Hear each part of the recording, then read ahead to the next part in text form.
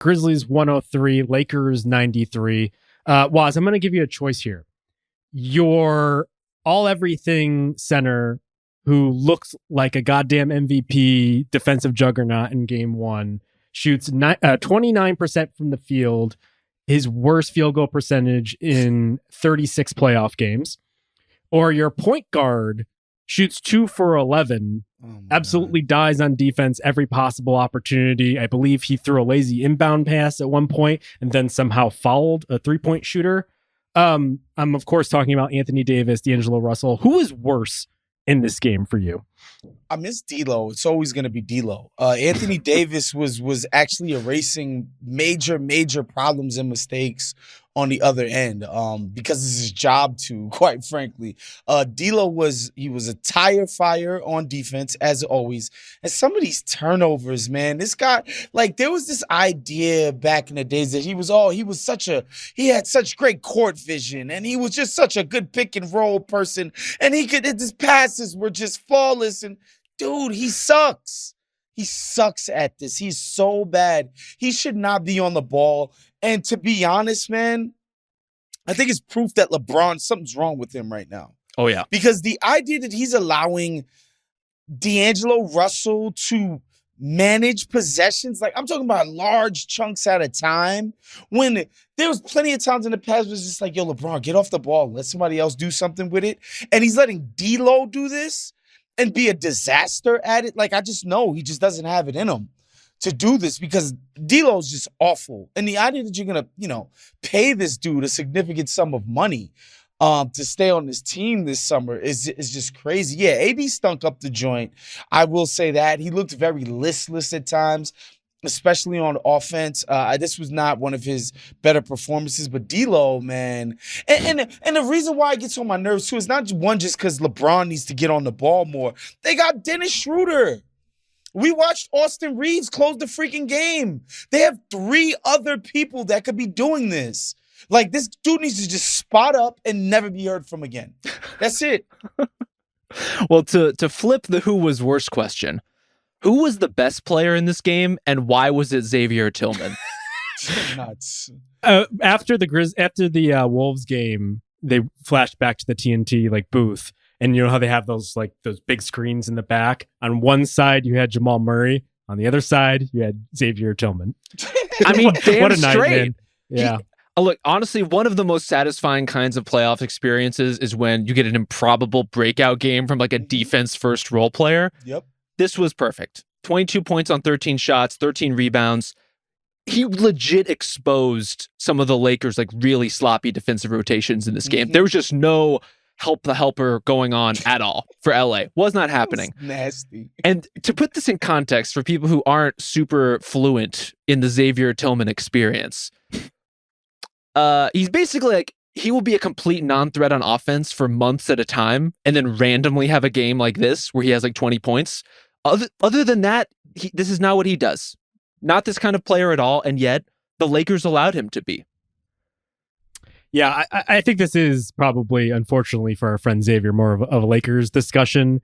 I mean, should we just have the LeBron talk now? Yes. Waz, I think you already kind of started us off here. So in game one, these stats courtesy of our friend Michael Pina and the piece he did the other day, 4 free throws, 5 drives the entire game, half of his attempts coming from 3, 1 shot in the fourth quarter. LeBron's stats look better in this one, 28 points, 12 rebounds, 3 assists. The 1 for 8 from 3, looking mighty bad. 12 from 23, not ideal. I just think just what you're seeing on the court there is just there's something off with them. Clearly, he is delaying foot surgery or whatever LeBron of feet is going to do to him after in the offseason. I got to imagine, Rob, that there's going to be a bounce back game coming here from LeBron. Just Dylan Brooks is talking shit to him right to his face, and then also to reporters after the game. But I don't know what peak LeBron can we even get at this point? I don't know. And this was a concerningly efficient performance. And he obviously had an efficient stat line, but I'm talking efficiency of movement. This was a guy who did not want to move until he had to, did not want to guard until he had to, did not want to drive until he had to. When LeBron has attacked in this series, he's getting great looks. Like, he's getting to his spots. He's doing well. He's obviously was incredibly productive in this game. There's just a total difference in volume between LeBron at 38 with a foot problem and the guy who basically like revolutionized mismatch basketball, right? That player is gone. The idea of like LeBron hunting Luke Kennard over and over in this game is not going to happen. And that's why how you end up with Dillon Brooks talking lots of shit all the time. And really my favorite moment of this game, Ian Eagle, there's Dillon Brooks hit a shot. He was staring down LeBron. Ian Eagle's like, oh, Brooks is staring down LeBron. LeBron's not returning his gaze. The chyron comes up and it's like Dillon Brooks, 9 points, 4 of 12 shooting. That is the Dillon Brooks experience, my friends. But the Grizzlies are, not only is Brooks guarding LeBron, they're just like, David Roddy. Yeah, go ahead. Tillman, man. Tillman, guard LeBron for a little bit. So here's the thing about the matchup hunting. Like in the past, when LeBron was doing that, especially when guys would be slow on the switch, he would just take it to the rack. Like, and that's part of it. Sometimes it would be like Festus Ezeli is coming out to guard him at the 3-point line. Sorry, Ben. And he's just blowing right by him and getting to the rack, right? If Tillman is guarding you 28 feet from the basket, LeBron needs to be able to take him to the rack. Not even like completely blow by him, but like put that dude on your hip and be able to finish at the basket on Tillman. I understand why you might not want to do that against Jaren Jackson III. Like, I understand that, right? Junior, excuse me, Triple J. Sorry, I'm getting my numbers confused. I understand why you might not want to do that. The guy did just win Defensive Player of the Year. But when you can't attack, and even when he's posting up Dillon Brooks, they're not sending hard doubles. They're kind of zoning him up and shading him sort of Thibodeau style. And so, like, I don't, he's not being decisive. I genuinely think it's something wrong with him. Like, for real.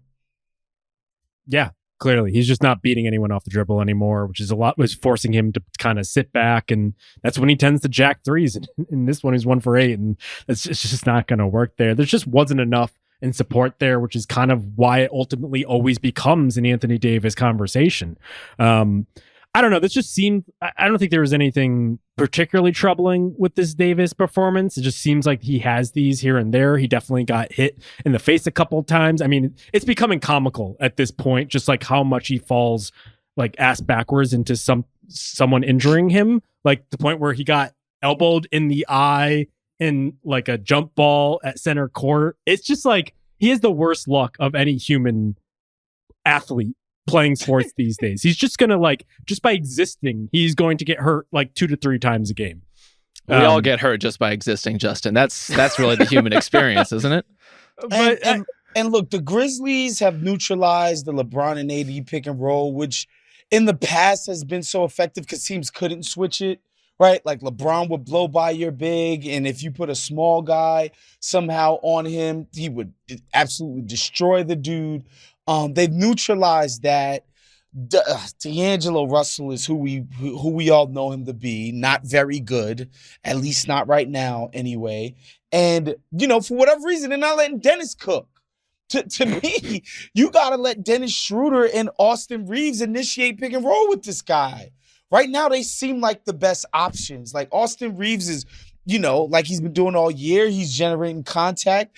And Dennis is the few guy that could beat a switch. If a big man is guarding him out to 3, he can actually blow by this dude. He's one of the few people on the team who can actually do that off the bounce. And so, I think they could be different about how they attack on offense. And yeah, some of the stuff they gave up defensively was just embarrassing. I just knew this Lakers letdown was coming. And to be clear, I know we're going to get into the wide open West, and the Lakers have as good a shot as anybody, allegedly, to come out of the West. I don't think Memphis can beat the Lakers without Ja Morant. I think eventually, even if it took 7 games, the Lakers would beat this team without Ja. I don't think they're beating anybody else with any credibility in these playoffs.